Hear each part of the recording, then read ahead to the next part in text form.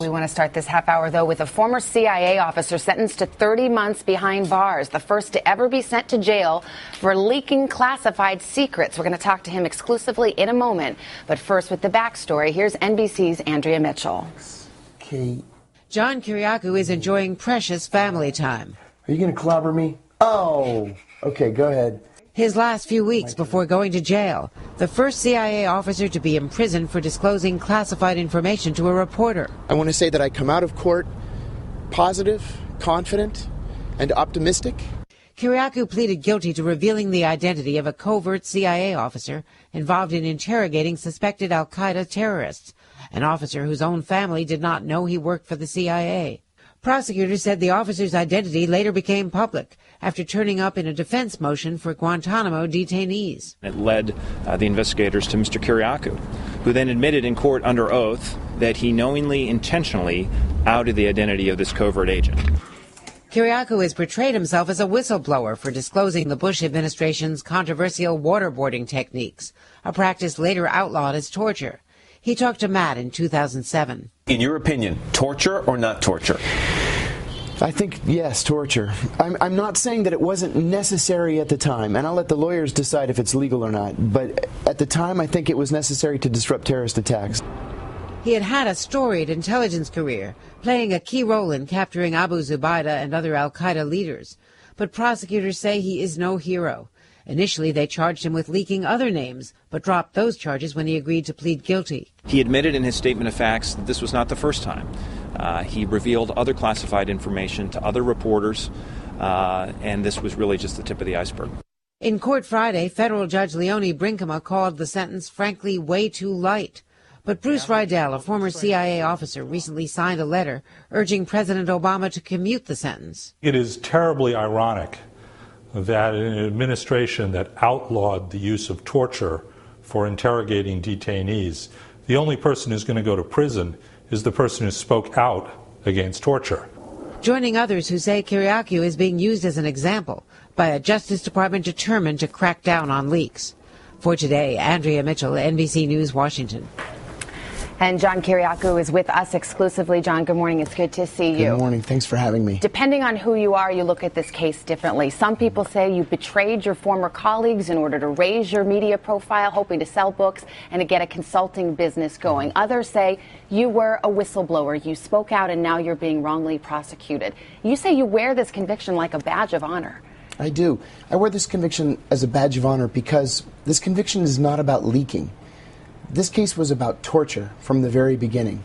If every CIA officer or former CIA officer was prosecuted for referring a reporter to a former colleague for an interview, the prisons would be bursting with CIA officers. Let me just stop you right there, because you acknowledged, you pleaded guilty, and you admitted that you identified a CIA officer who was in fact covert. That is against the law. You don't disagree with that? No, and I should never have done that. That was a terrible mistake. Do you think prosecutors should have let this slide?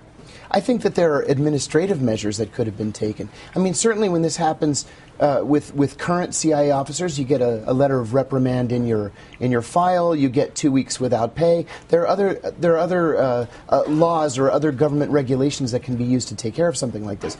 But to pursue me for the Intelligence Identities Protection Act was heavy-handed. In fact, the author of the Intelligence Identities Protection Act volunteered to serve as an expert witness at my trial, because he said this was not why the law was written. You consider yourself a whistleblower, correct? I do now. I didn't in the beginning, but I've come to learn that most whistleblowers don't believe they're whistleblowers in the beginning.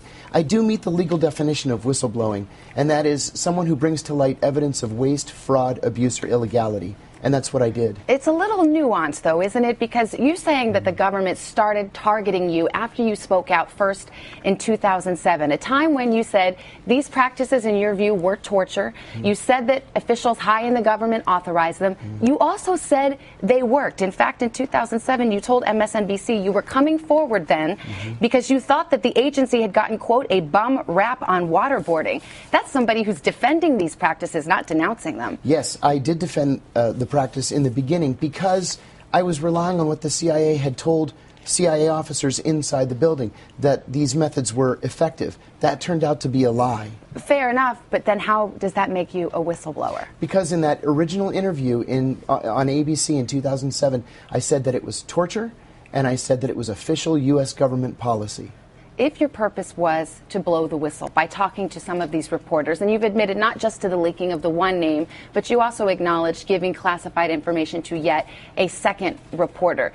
Did you ask these journalists, hey, what are you going to do with this information? Well, let me correct you on one thing. This is something that the prosecution has been saying from the very beginning. They actually charged me with espionage for quote-unquote leaking the name of a former colleague to a New York Times reporter. That colleague was never undercover. I did not leak the name. The reporter came to me with the name and said, can you talk to me about this guy? I think specifically the charges said that you disclosed the connection of that officer to a classified operation. That's what you acknowledged in your statement of facts. The classified operation being the rendition, detention, interrogation program. It was no secret that the CIA in 2008, 2009 was seeking to capture and detain al-Qaeda leaders. Let's try to clear something up. In a recent New York Times article, you expressed some remorse about disclosing this officer's identity. Yes. You said, if I'd known the guy was still undercover, I would have never mentioned him. And yet, in a recorded FBI interview a year ago, you said you knew that this officer was always undercover. You said, how the heck did they get him?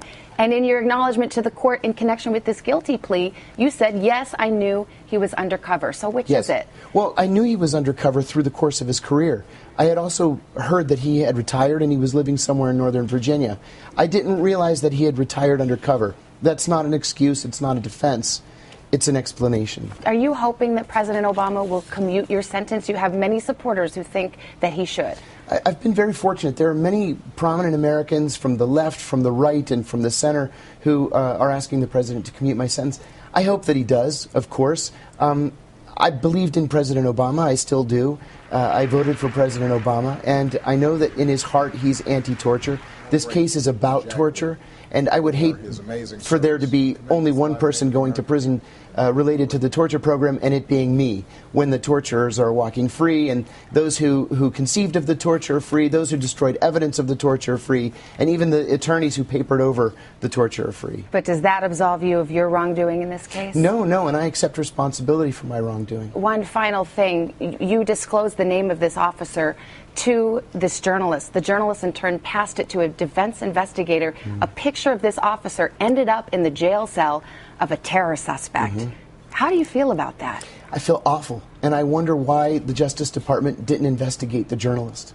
All right, because he really wasn't a journalist. He was working for the defense. John Kiriakou, thank you very much. It's good to have you here. Thanks very much.